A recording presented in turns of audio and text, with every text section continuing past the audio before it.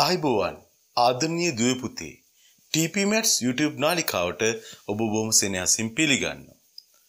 අද පටන් ඔබත් එක්ක අප එකතු වන්නේ 11 ශ්‍රේණියේ පාඩම් මාලාවත් එක්ක. 11 ශ්‍රේණියේදී අපි බලාපොරොත්තු වෙනවා මගේ ආදරණීය දුවේ පුතේ ඔබට විෂය නිර්දේශයෙන් පාඩම් සියල්ල පිළිවෙලින් පෙළගස්සා ලබා දෙන්න. ඒ වගේම තමයි ඔබව සාමාන්‍ය පෙළ විභාගයට සූදානම් කිරීමේ කාර්යය අපි බාර ගන්න කැමතියි. ඉතින් එහෙමනම් එකතු වන්න අපිත් එක්ක පිළිවෙලින් අකණ්ඩව ඔබ වෙත අපි මේ පාඩම් මාලාව ගෙනෙන්න බලාපොරොත්තු වෙනවා. මගේ ආදරණීය දරුවනේ ඔබ සඳහා මේ ගෙනෙන පාඩම් මාලාවට අමතරව මේ TP Maths නාලිකාවත් එක්ක ඔබේ නංගිලා මල්ලිලාටත් එකතු වෙන්න පුළුවන්. 6, 7, 8, 9, 10 ශ්‍රේණිවල සියලු දුවදරුවන් වෙනුවෙන් අපි පිළිවෙලින් පළමු පාඩමේ සිට අවසන් පාඩම දක්වාම ගෙනෙන්නට බලාපොරොත්තු වෙනවා. ඒ වගේම ඔබ සඳහා වාර විභාග වලට සූදානම් කිරීමත් අපි මේ නාලිකාව තුලින් බලාපොරොත්තු වෙන තවත් කාර්යයක්. ඒ වගේම තමයි මගේ ආදරණ දරුවනේ ඔබ ඔලිම්පියාඩ් සඳහාත් අප සූදානම් කිරීම ඉදිරි දිනයකදීම බලාපොරොත්තු වෙනවා ආරම්භ කරන්නට. හොඳයි එහෙමනම් එකතු වෙමු අපිත් එක්ක TP Maths දෙයේ දරුවන්ගේ ගණිත තක්සලාවත් එක්ක ඔබේ පළමු පාඩමයි දැන් අපි ආරම්භ කරන්න බලාපොරොත්තු වෙන්නේ 11 ශ්‍රේණියේ පළමු පාඩම තාත්වික සංඛ්‍යා. හොඳයි පුතේ තාත්වික සංඛ්‍යා ගැන කතා කරන්න කලින් අපි දන්නා සංඛ්‍යා පිළිබඳව කතා කරලා ඉමු. ඔබ ඊටාම කුඩා කාලයේදී සංඛ්‍යා ගැන කතා කරේ දරුවෝ එකතු කරන්නට එහෙම නැත්නම් ගණන් කරන්නටනේ නේ 1 2 3 4 5 ආදී වශයෙන් ඔබ ගණන් කරන්නට ඇති. මේ ගණන් කරනකොට නැත යන අර්ථයට බිඳුවත් අපි එකතු කරා ටික කාලයක් ඇති. ඔබ කුඩා කාලේ බිඳුව කියන එක නැත්තම් ශූන්‍යයි කියන එක දන්නේ වගේම ගණිත ලෝකයේ ඉතිහාසෙදිත් ශූන්‍ය නැත්තම් බිඳුව හොයාගත්තේ බොහොම කාලයක් ගිහිල්ලා. ගණිත ඉතිහාසය හදාරද්දිත් අපට මුලින්ම හම්බ වෙනවා සංඛ්‍යා නැත්තම් ගණන සංඛ්‍යා. මේ ගණන සංඛ්‍යා ආරම්භ වුණේ අතීතයේදී 1 2 3 4 ආදී වශයෙන්. පසු කාලේ ඉන්න අවුරුදු දහස් ගානකට පස්සේ තමයි සංඛ්‍යාවලට බිඳුව එකතු වෙන්නේ. මෙන්න මේ සංඛ්‍යාවලට අපි කියනවා පුතේ ප්‍රකෘති සංඛ්‍යා කියලා. ප්‍රකෘති සංඛ්‍යා කුලකයක් අපි එක n මගින් සංකේතවත් කරනවා. මේ n මගින් සංකේතවත් කරද්දී දරුවනේ ප්‍රකෘති සංඛ්‍යා ආරම්භ වෙන්නේ බිඳුවේ ඉඳලාද එකෙන්ද කියන කාරණාව පිළිබඳ ගණිතඥයන් අතර තාම එකඟතාවයක් නැහැ. ඒ නිසා සමහර ගණිතඥයෝ කියනවා මේ ප්‍රකෘති සංඛ්‍යා පටන් ගන්න එකෙන්නේ කියලා. තවත් සමහර බිඳුවෙන් කියනවා. ඒ නිසා ප්‍රකෘති සංඛ්‍යා භාවිතයේදී මේ කුලකය මුලින්ම අර්ථ දැක්වීමක් කරනවා ගණිතඥයන් විසින් අපි කතා කරන කුලකය බිඳුවෙන් ආරම්භන එකක් නොයසේනම් එකෙන් ආරම්භන එකක් කියලා. කොහොමවත් අපි එකෙන් කතා කරන්න පටන් ගමු. මේ ප්‍රකෘති සංඛ්‍යා පුතේ නැත්තම් ගන්න සංඛ්‍යා 1 2 3 4 ආදී වශයෙන් අපට හම්බ වෙනවා. ඔබ 6 ශ්‍රේණියට යද්දිම විශාල සංඛ්‍යා පිළිබඳව අවබෝධයක් ලබා දුන්නා. මතක් කරන්නම් ඔබට 6 ශ්‍රේණියේදී ඉගෙන ගත්ත විශාලම සංඛ්‍යාව පිළිබඳව. මේ බලන්න. 6 දී ඔබ ඉගෙන ගත්ත මේ සංඛ්‍යාව ඔබට අද වන විට මතක නැතුවත් ඇති. ඒ නිසා ඔබට මතක් කරන්නයි මා මේ සංඛ්‍යාව ලියන්නේ. බලන්න පුතේ සංඛ්‍යාව ලියද්දී මා ඉලක්කම් 3න් 3 අරගෙන ලිව්වේ. සමහර ගුරුවරුන් පවා මේ සංඛ්‍යා විශාල සංඛ්‍යාවලදී කමාවක් භාවිතා කරනවා. කමාවක් භාවිතා කිරීමෙන් අදහස් වන්නේ පද දෙකක් යන්නේ. ඒ නිසා සංඛ්‍යාවක් ලියද්දී අපි සංඛ්‍යා කලාප වලට වෙන් කරා 6 ශ්‍රේණියේදී. කලාප දෙකක් අතර පුංචි ඉඩක් ස්පේස් එකක් තියාගත්තා. දැන් මේ මොකද්ද කියන්නේ? මේ සංඛ්‍යාව ඔබට මතක් කරොත් මේ තියෙන්නේ මොකද්ද 999 බිලියන 999 මිලියන 999,999. එහෙනම් ඔබ 6 ශ්‍රේණියේදී මේකේ සිට මේ දක්වා ඉගෙන ගත්තා. මින් එහාට අපට ට්‍රිලියනත් හම්බ වෙනවා. ඩ්‍රිලියනත් හම්බ වෙනවා. ඒ ගැන අපි වැඩි කතා කරන්නේ නැහැ. ඊළඟට මා ඔබේ මතකයේ ගෙනියනවා අපි මුලින්ම ඉගෙනගත්ත තවත් සංඛ්‍යා වර්ගයක් උන ඔත්තේ සංඛ්‍යා පිළිබඳව. ඔත්තේ සංඛ්‍යා කුලකයේදී විස්තර කරේ පුතේ මොකක්ද? දෙකෙන් නොබෙදෙන සංඛ්‍යා. නොයසේනම් දෙකෙන් බෙදූ විට එකක් ඉතිරි වන සංඛ්‍යා. ඔත්තේ සංඛ්‍යා කුලකයේ මගේ දරුවනේ 1 3 5 7 ආදී වශයෙන් ගත්තා. ඔත්තේ සංඛ්‍යා ගැන කතා කරද්දිම ඔබට මතක් වෙන්නේ මොකද්ද? ඉරට්ටේ සංඛ්‍යානේ නේද? ඉරට්ටේ සංඛ්‍යා කියන්නේ පුතේ මොනවද? දෙකෙන් ඉතිරි නැතුව බෙදෙන ඒවා. මේ සම්බන්ධයෙන්ුත් පුංචි විවාදයන් තියෙනවා. සමහරු ඉරට්ටේ සංඛ්‍යා සම්බන්ධයෙන් බිඳුවෙන් ආරම්භ වෙනවා කියලා කියනවා. සමහරු මේ දෙකෙන් ආරම්භ වෙනවා කියලා කියනවා. මේ සම්බන්ධුන් නිශ්චිත එකකතාවයක් තාමත් නැහැ. ඒ සමා දෙකෙන් පටන් ගන්නම් 2 4 6 8 ආදී වශයෙන්. මා තාමත් ඔබත් එක්ක කතා කරන්නේ 6 පන්තිය ගැන. 6 දී අපි සංඛ්‍යා ගැන ඉගෙන ගනිද්දී ඉගෙන ගත්ත සමචතුරස්‍ර සංඛ්‍යා කියලා. සමචතුරස්‍ර සංඛ්‍යා කියලා සංඛ්‍යා වර්ගයක් අපි ඉගෙන ගත්තේ 6 7 8 දී. මේ සංඛ්‍යාවලට අපි 9 දී නැවත අලුත් නමක් දෙනවා වර්ග සංඛ්‍යා කියලා. ඇත්තටම ගත්තොත් වර්ග සංඛ්‍යා කියන වචනේ වැරදි. එය පූර්ණ වර්ග සංඛ්‍යා විය යුතුයි. පූර්ණ සංඛ්‍යාවක් වර්ග වීමෙන් ලැබෙන සංඛ්‍යා පූර්ණ වර්ග සංඛ්‍යා. ඔබ දන්නවා එකේ වර්ගයේ 1, දෙකේ වර්ගයේ 4, තුනේ වර්ගයේ 9 ආදී වශයෙන් 1 4 9 10 25 36 49 ආදී වශයෙන් අපට පූර්ණ වර්ග සංඛ්‍යා ලැබෙනවා. එhmenan එයත් අපට ගණිතයේදී අත්‍යවශ්‍ය සංඛ්‍යා වර්ගයක් වෙනවා. හොඳයි මා පූර්ණ සංඛ්‍යාවක වර්ගය නැත්නම් පූර්ණ වර්ග සංඛ්‍යා කුලකයක් ලියුවා. ඔබ මා නැවතත් 6 පන්තියට යද්දී ඔබට මතකද ත්‍රිකෝණ සංඛ්‍යා? ත්‍රිකෝණයක ආකාරයට පිළිල කළ හැකි වූ සංඛ්‍යා 1 1ට 2ක් එකතු වෙලා 3 3ට 3ක් එකතු වෙලා 6 ආදී වශයෙන් ත්‍රිකෝණ සංඛ්‍යා කුලකේනවා 1යි 3යි 6යි 10 ආදී වශයෙන්. ඔබ 6 දී නැවත ඉගෙන ගන්නවා පුතේ මොනවද?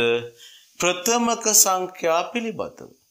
ප්‍රථමක සංඛ්‍යාවක් කියන්නේ මොකද්ද? ප්‍රථමක සංඛ්‍යාවක් කියන්නේ සාධක දෙකක් පමණක් තියෙන සංඛ්‍යාවක්. සාධකයක් කියන්නේ මොකද්ද? යම් සංඛ්‍යාවක් ඉතිරි නැතිව බෙදෙන සංඛ්‍යා අපි බෙදෙන සංඛ්‍යා අපි මුල් සංඛ්‍යාවේ සාධකයක් විදිහට සලකනවා. උදාහරණයක් 10 ගත්තාම 10 බෙදෙනවා මොනවයින්ද? 1න් 2න් 5න් සහ 10න්. එනම් දරුවනේ 10 සාධක වන්නේ 1 2 5 10. එහෙමනම් සාධක දෙකක් පමණක් ඇති සංඛ්‍යා අප ඉගෙනගෙන තියෙනවා 6 දිම මොනවද? ප්‍රථමක සංඛ්‍යා ලෙස. එහෙමනම් මා මතක් කරන ප්‍රථමක සංඛ්‍යා කුලකය පළමුවෙන්න වන්නේ 2. ඉරට්ටේ සංඛ්‍යාවක් ප්‍රථමක වන්නේ 2 පමණයි. එහෙමනම් 2 3 5 7 ආදී වශයෙන් වූ ප්‍රථමක සංඛ්‍යා කුලකය. ප්‍රථමක සංඛ්‍යාවලට පස්සේ පුතේ සාධක දෙකක් තියෙන ඒවානේ ප්‍රථමක. සාධක දෙකට වඩා තියෙනවා නම් මොනවද? ඒවට අප කිව්වා සංයුත සංඛ්‍යා නොවේනම් සසාධක සංඛ්‍යා කියලා. එhmenan සංයුත සංඛ්‍යා කියන්නේ මොනවද? සාධක දෙකට වඩා තියෙන ඒවා. මොකක්ද අපිට මෙන්න පළවෙනි සංඛ්‍යාව? මතකද? 4 ඊළඟ එක 6 ඊළඟට 8 ඊළඟට 9 ආදී වශයෙන් අපට සංයුත සංඛ්‍යා හම්බ වෙනවා. 4 6 8 9 ආදී වශයෙන් අපට සංයුත සංඛ්‍යා හම්බ වෙනවා. ඊට පස්සේ පුතේ අපි ගුණාකාර ගැනත් ඉගෙනගෙන තියෙනවනේ. 5 ගුණාකාර 7 ගුණාකාර 12 ගුණාකාර ආදී වශයෙන් ඒවත් සංඛ්‍යා වර්ගයන් වෙනවා. ඔබ 6 දිම නැවත ඉගෙන ගන්නවා නිකිල පිළිබඳව. අන්නේ නිකිල ගැන මා ඉදිරියේදී කතා කරන්න බලාපොරොත්තු වෙනවා. එතකොට පුතේ අපි මේ දක්වා ඉගෙනගත්ත සංඛ්‍යාවල තවත් තිබුණනේ වර්ග මොනවද? භාග සංඛ්‍යා හම්බ වුණානේ. භාග.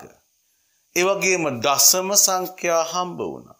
මේ සියල්ල කැටි කරගත්ත සංඛ්‍යා කුලකයන් පිළිබඳවයි අපි කතා කරන්න බලාපොරොත්තු වෙන්නේ. බලමු මේ සියල්ලට අප කියනවා තාත්වික සංඛ්‍යා ලෙස. මොකද්ද? තාත්වික සංඛ්‍යා ලෙස කියනවා.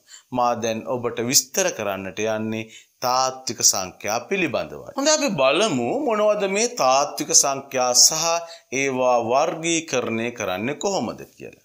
මම මුලින්ම ඔබට කියනවා තාත්වික සංඛ්‍යා ලෙස හඳුන්වන්නේ සංඛ්‍යා රේඛාවක් මත නිරූපණය කළ හැකි ඕනෑම සංඛ්‍යාවක්.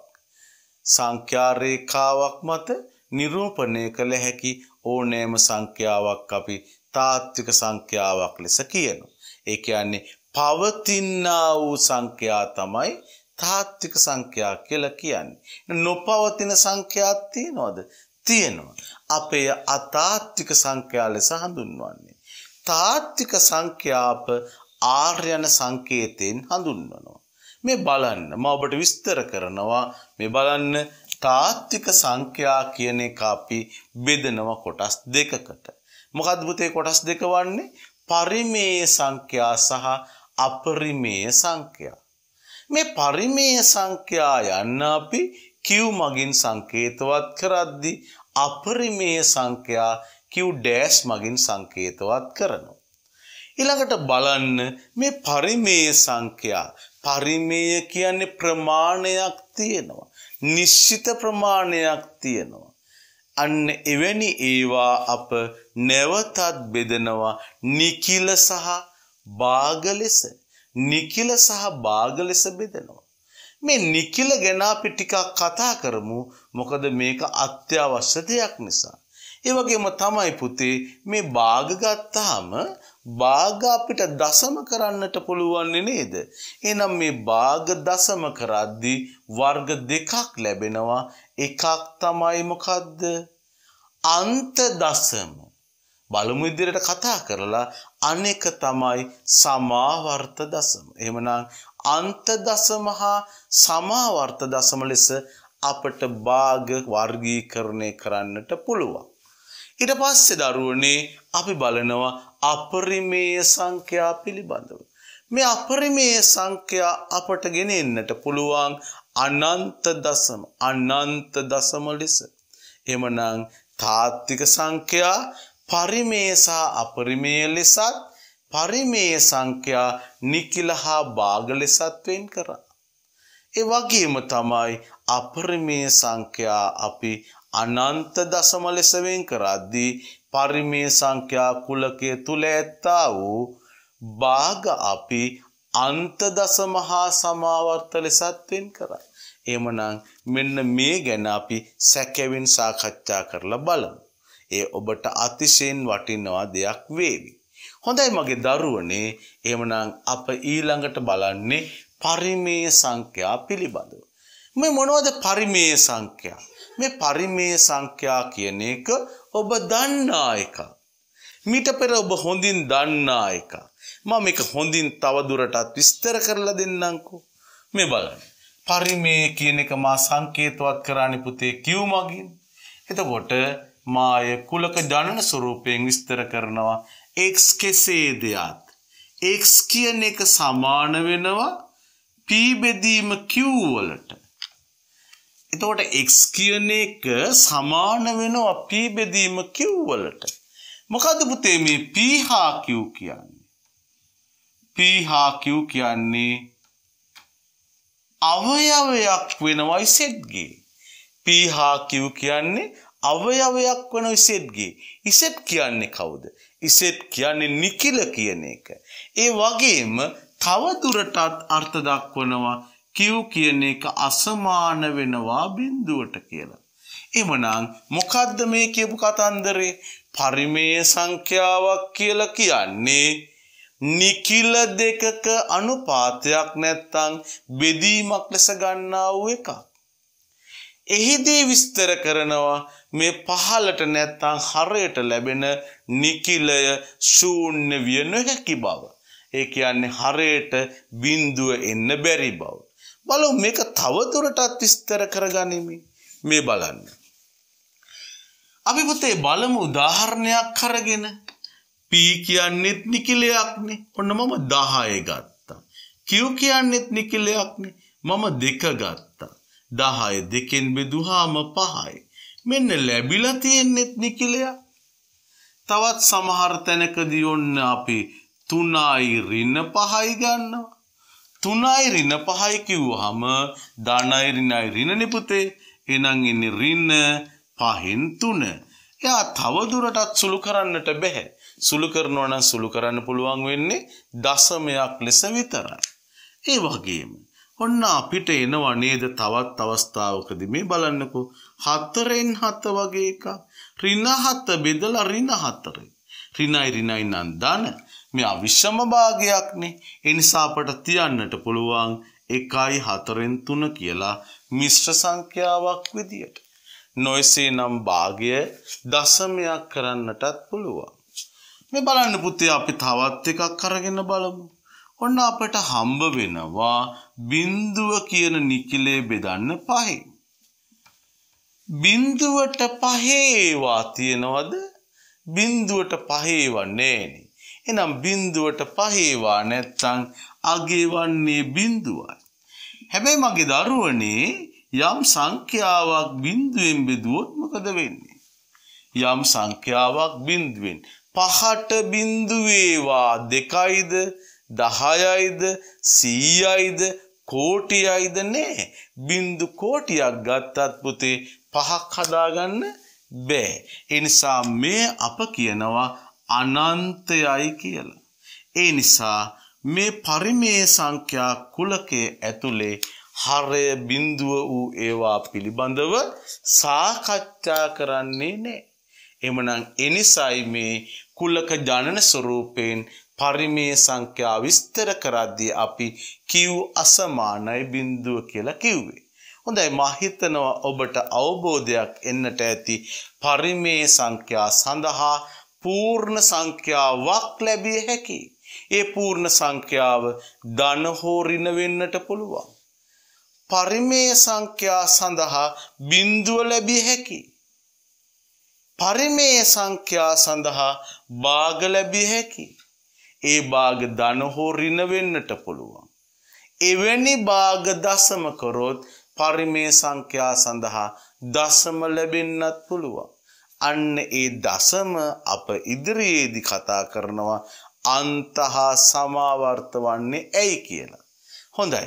මා ඊළඟට ඔබත් එක්ක පුතේ කතා කරන්නේ නිකිල පිළිබඳ. හොඳයි පුතේ නිකිල ගැන කතා කරද්දී අපි සංකේතවත් කරන්නේ ඉසෙඩ් මගින්. ඒතකොට ඉසෙඩ් මගින් නිකිල කුලකයේ විස්තර කරද්දී මා ඔන්න ක්‍රම දෙකකට නිකිල කුලකයේ විස්තර කරලා තියෙනවා. එකක් තමයි ඍණ අනන්තේ සිටයි එන්නේ කියන එක.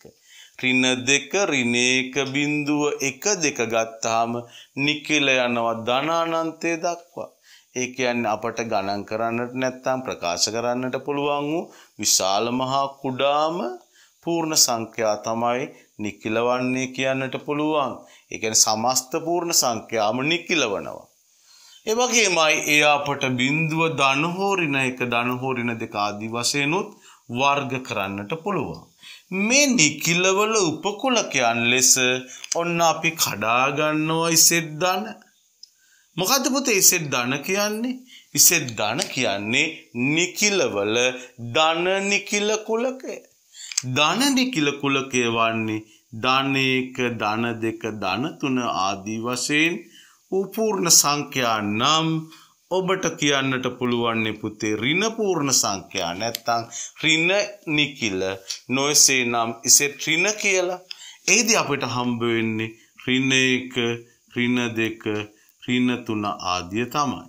අන්න එතනදී මා ඔබට කියනවා ඉසෙඩ් ධන හා ඉසෙඩ් ඍණ වලදී අතරමං වෙන තවත් අගයක් තියෙනවනේ නේද?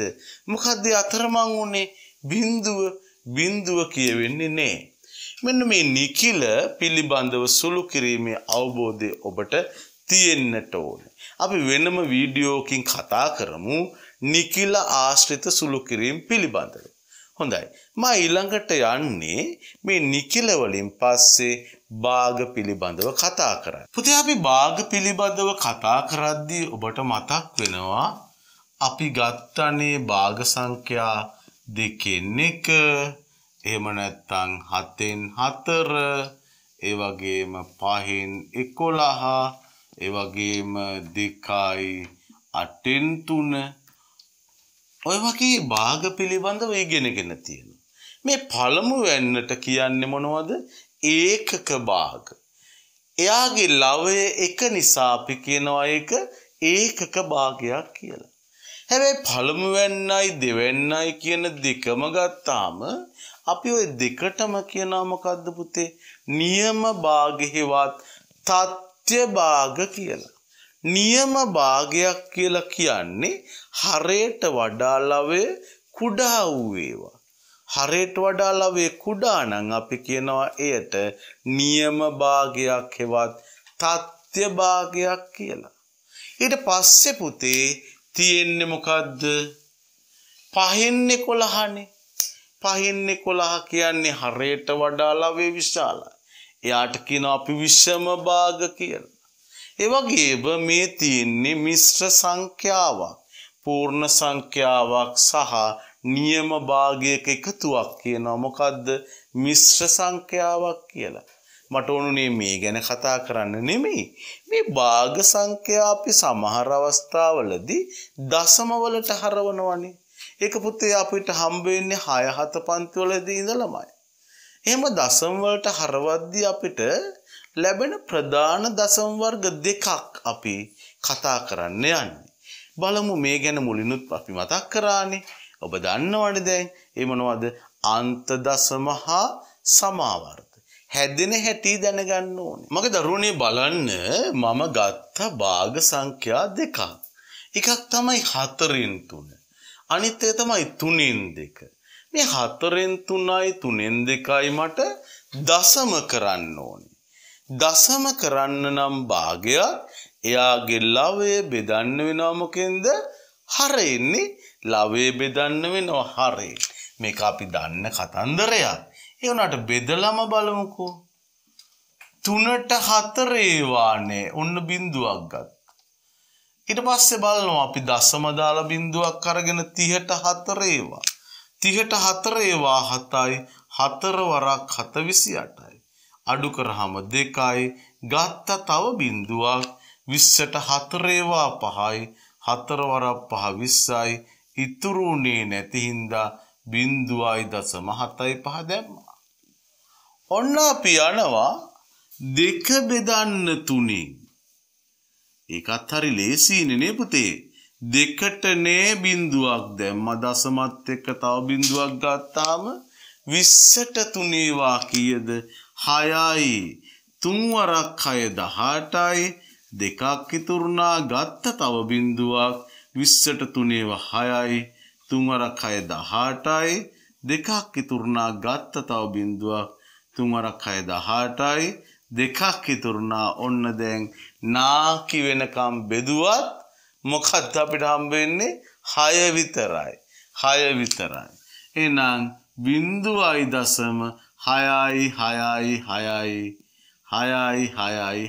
තමයි.